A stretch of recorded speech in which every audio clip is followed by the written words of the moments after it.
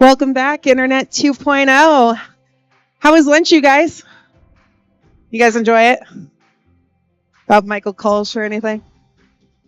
I get it. It's fine. You guys are too stuffed to talk. I get it. Well, welcome back, everybody. Now let's continue with our next keynote session. So if you guys could have a seat, get cozy, we're going to dive into that. This next session is going to be very interesting. It is the art of communication jujitsu. So in this session, our expert speaker will talk about how to communicate like a pro in this incredibly digital world. Get ready to don your metaphorical black belts and master the art of communication in the most fun and dynamic way possible. So please welcome to the stage our keynote speaker, Young Pham, CEO of Archer Now LLC.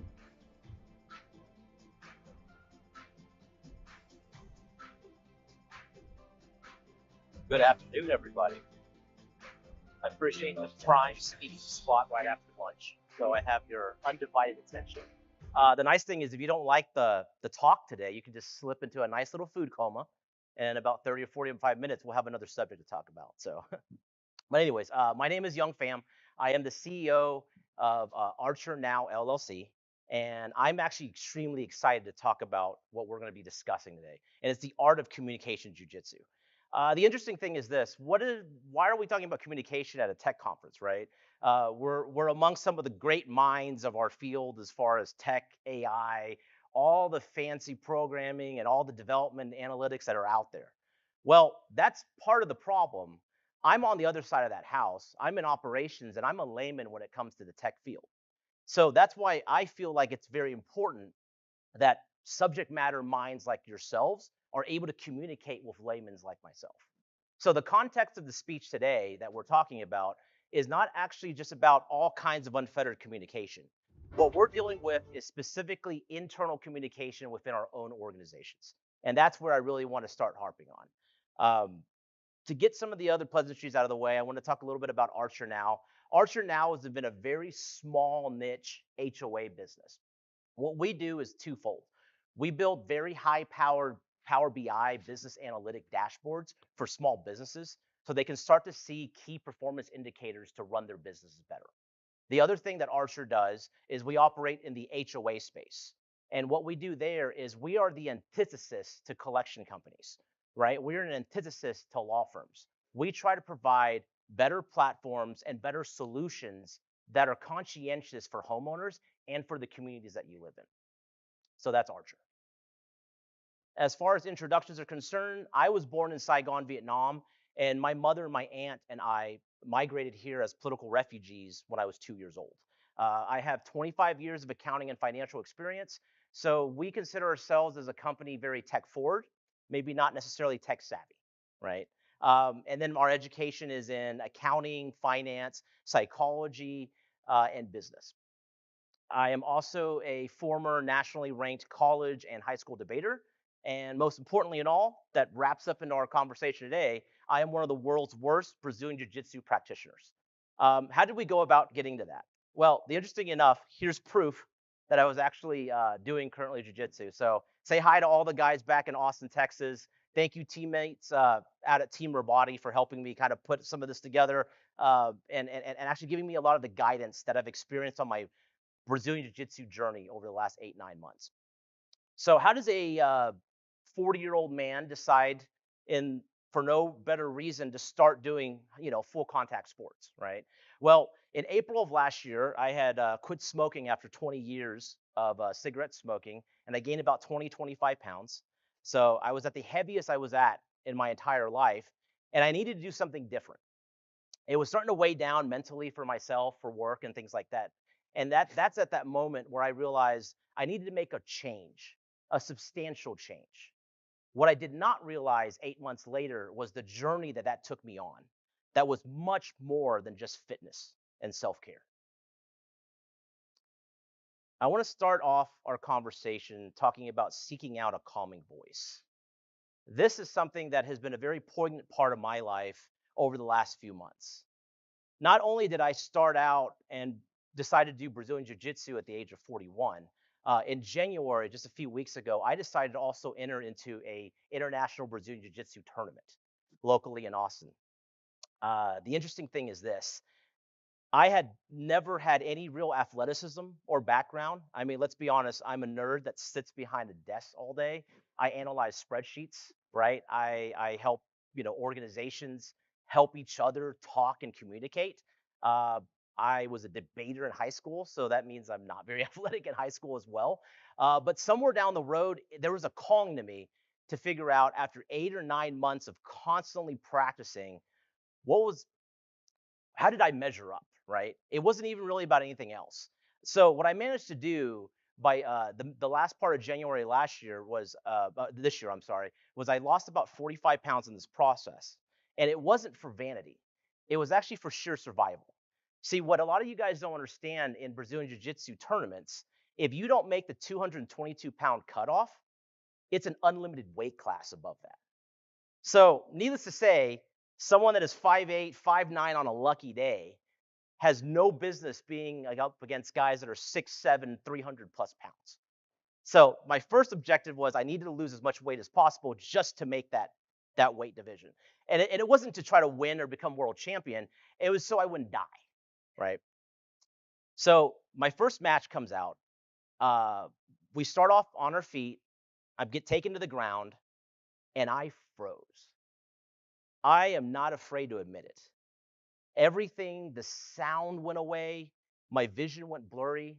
I was literally on the ground getting smashed on by my opponent. And I'm just surveying the entire auditorium. And there's probably a few hundred people in there. And it goes completely quiet in my head. But then the only thing I saw was my opponent. And I'm just kind of like, hey. And then I keep surveying again. And then out of nowhere, this wonderful, raspy voice, which is my coach, Professor Kevin, comes out of nowhere. Think of a dark tunnel, and all of a sudden you find that one voice. And he's like, Young, you got to do something, man. Grab his leg, do something. And then from that point on, I was able to turn that match around, right? You need to think about your communication with each other in your organization as the same thing. We are seeking out that calming voice. When we talk to each other, the truth of the matter is, all we're wanting to do is try to understand each other a little bit better and find that voice, find that Professor Kevin's voice out there so that we can understand and finally have proper discourse with each other, right? And here's the craziest thing. 41-year-old, heavily overweight person with not a lick of athleticism actually won a match. In fact, I also lost a match. And this is not some self-grandizing thing. I just want you guys to know, like, the idea of doing something like this is just adrenaline rushing, right? But it taught us so many different themes that I'd like to share with you guys during this speech today. But thank you again for the applause. I was not trying to purposely do that.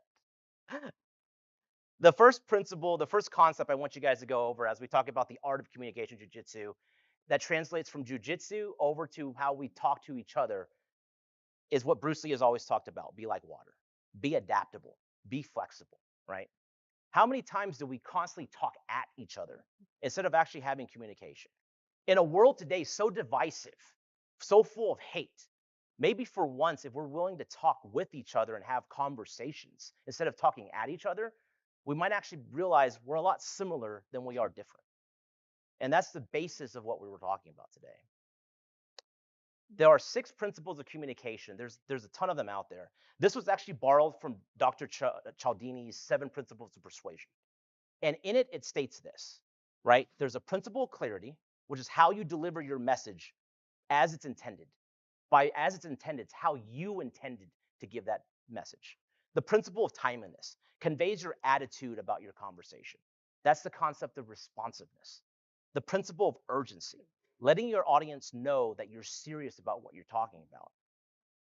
Principle of conciseness, expressing to folks a level of competency, right? What we talk about, we also need to have some sort of an understanding about before we can even express that to each other. A principle of courteousness, right? There has to be an innate level of respect when we talk to each other. And of course, the principle of completeness, covers all aspects, and eliminates any need for a future discussion. So, what do all those principles and those communications have to do with each other? Well, as I told you before, I know you guys, I'm coming on right after the lunch hour. What I want to do is highlight a couple takeaways throughout the speech. And I always do that every time I go up and I talk to people, even if I talk to my team back in Austin, Texas, or anything like that. I want to make sure that if you forget everything else we talk about today, right? There's a few takeaways. If you write down, you're going to basically be able to have a synopsis of the entire conversation. And it is one of the most powerful things I've heard in a very long time. Think about this for a second. Every communication moment is an opportunity for meaningful engagement or complete and final disengagement. That's key takeaway number one for today. Let's take a couple seconds to process what that really means. When you talk about every person that you interact with in your organization, in your professional life, that is an opportunity for you to be able to really hook them in, really have them buy in, really build that rapport, build that trust so you can bridge that communication gap. But it's also that very moment that you can completely break down an employee or a team member to the point where they will never have the same concept of how they want to communicate with you ever again. That is a very powerful thing to think about. And it's actually quite a bit of responsibilities, which may sound very serious, but it's important for us to really discuss, right? Every engagement we have with each other is an opportunity for us to actually do something meaningful with ourselves. Has anybody heard of something called the learning pyramid? Awesome. So a couple hands were raised. This was actually developed by the National Training Laboratories Institute. It's a nonprofit organization, and what they do is they center around the concept of how do people best learn, right? How do we instruct people? How do we get people to retain more information so we can train them quicker, right? Here's what's the cool thing. I'm not going to go over all of them, but I highlighted a few of these, right? At the very top, we only retain 5% of the information that we're lectured or talked to. Well, all of us have been in school, right? That is the number one method of how we're taught, is we're being lectured and talked to without any kind of feedback or discourse back and forth. Here's what's alarming.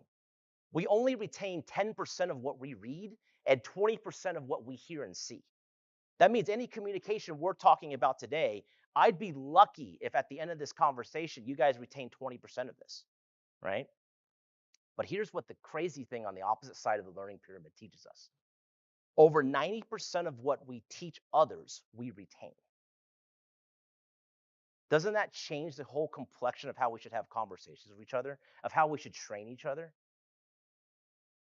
Key takeaway number 2 is this learning pyramid. We'll hit back this a little bit later. So, concept number 2, another concept that has to do a lot with Brazilian Jiu-Jitsu, right, is the idea of the top versus the bottom game. If you ever watch a grappling match, you'll notice that there's always a person on top and a person on bottom, right? They're actually doing two separate things, cohesively, basically, right? Now, before we continue, one caveat: I am a one-stripe white belt, right? It generally takes about 3 years to get to a blue belt, to then progress to a purple belt, brown belt, black belt, which is usually 10 to 12 years away. So my understanding of Brazilian Jiu-Jitsu is an infant's understanding of Brazilian Jiu-Jitsu. So my concepts are not something that you should try to translate over to Brazilian Jiu-Jitsu. So in case there's practitioners out there, I just want to give you guys that caveat, right? But the important of what I'm saying is the top and the bottom game is we can translate that in the same way as we do with our communication. When I think of someone that is on top in a Brazilian Jiu-Jitsu match, I think of someone that is muscle memory, that is offensive, that can react immediately, right? And they're the ones that are there, and they're trying to just move and pass. When you're speaking about someone on the bottom position in a Brazilian Jiu-Jitsu match, you're dealing with someone that's more methodical, that is kind of laying in wait, that is in a more defensive posture. Well, when we deal with communication, there's two basic types of communication, right? Where we deal with in the workplace or where we deal with each other. The first one is the spoken communication, which we consider our top game. When we deal with spoken communication, it's very different from our written communication because it's very fast, right? You only get one opportunity to really make an impression of what you're saying. That's why it's very important for us to be mindful of what our tone is and when and where we enunciate in a phrase or a sentence. You also only get one crack. So that also means that it's very important that if you're saying something, take a couple seconds to think about what you're going to say before you actually say it, right? These are all very basic concepts. I mean, everyone in this room understands the basic tenets of proper communication. The question is, with tech-savvy minds, people that are authoritative in your fields that know so much, do you actually want to take the time to have proper discourse with others that don't understand your field as well as you do? The other thing I would say is simplify your terms and concepts, right? So one of the big things is avoiding jargons and acronyms. First of all, if it's an acronym like ASAP, right, those are things that we commonly know. But don't string together 4 or 5 words and create your own acronym and then expect everyone else to know what it is. I know it might make you sound smarter, but it sure as heck doesn't help the rest of us when we're trying to communicate with you. Same thing with jargons. Jargons are a big thing. So I am big in fintech, finance technology, right? And one of the biggest buzzwords I've heard in the last 3, 4 years is the idea of fractional CFO, fractional CIO, fractional COO. Has anybody ever looked up in Webster's dictionary what the word fractional actually means?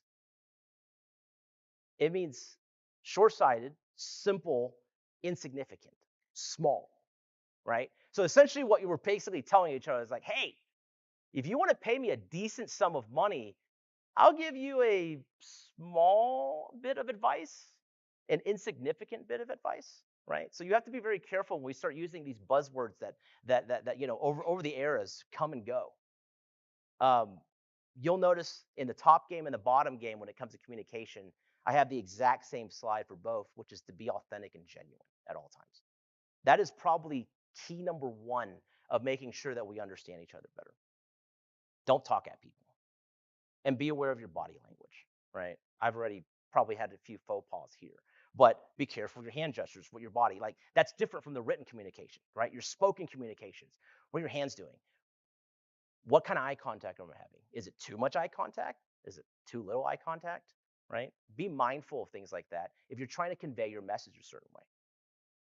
Let's talk about the bottom game, the written communication. Written communication is very interesting. Reread your emails to make sure that it's not a tone that would be conveyed differently to someone else, right? I do that all the time. I don't mean to be curt, right? I'm busy. I may write shorter responses. You know what? That's not acceptable. I remember growing up in this business world, and I was taught that high-level executives don't use a lot of words when they respond to you, right? They're just too busy to. I think that's a bunch of horse crap. I think to me that conveys disrespect that you don't have enough time to articulate out 1 or 2 sentences to explain what you're saying.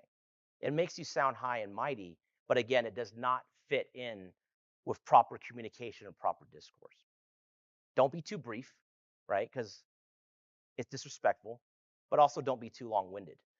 Because just like a novel, if you put too much out there in an email or a communication piece that's written, you'll lose sight of what your message is if you're constantly going over, above, and beyond. Make sure you're spelling, be authentic and genuine, and always be accurate. So, the final concept I want to talk about today is the concept of pulling guard. If you look at the picture up here, you'll notice that the gentleman on top, most people that are laymen to grappling would assume that person is in a better position, right? Well, actually in Brazilian Jiu-Jitsu, whoever's hip is higher is actually in the dominant position. So the gentleman on bottom is the one that's actually in a dominant position. And the reason why pulling guard is important in Brazilian Jiu-Jitsu because it protects you. It gives you time to then react and then make your next move.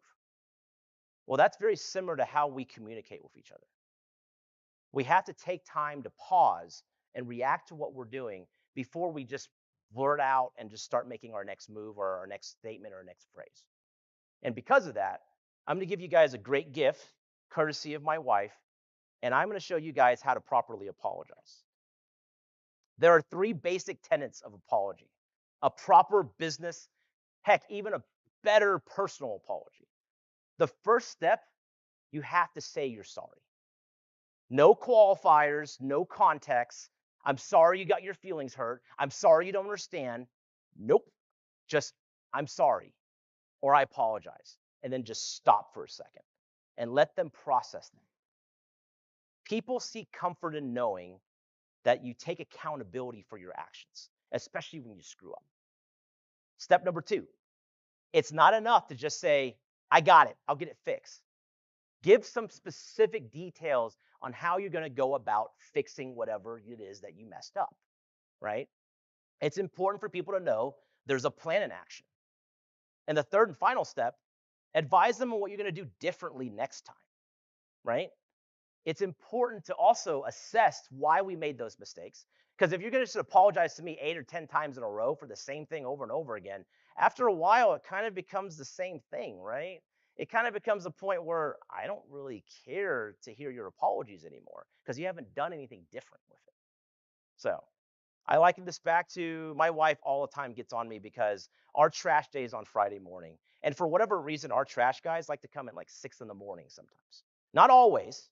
And unfortunately, there are days where I'm not great at waking up very early in the morning, right, to go deal with the trash. I also have 4 animals, so I have to pick up, dog poo, dealing with the cat litter and all that other stuff.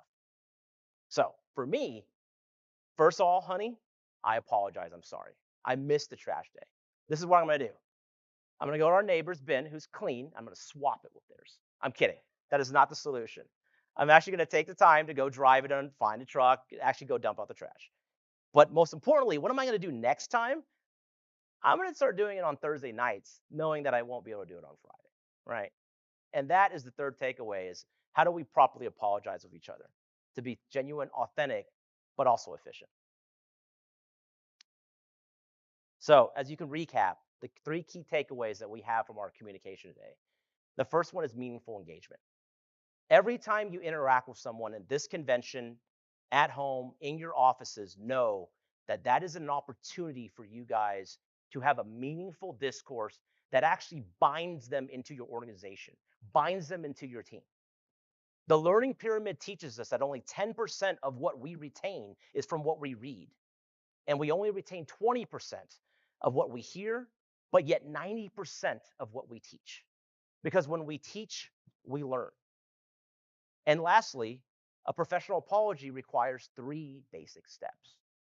If you follow these basic guidelines of communication, what you've come to realize is this.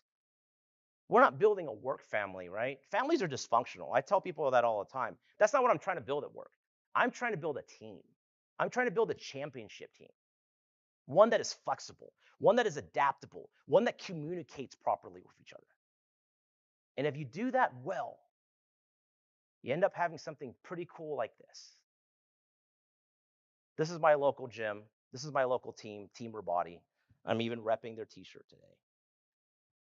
Brazilian Jiu-Jitsu teaches us adaptability, the ability to seize opportunities, the ability to move yourself when you cannot move your own opponent, changing your position, and dealing with pressure. How are those not the same things we deal with in the business sector every single day? Appreciate your time today, guys. I'd like to open up for communication. Give it up one more time for young Q Pham.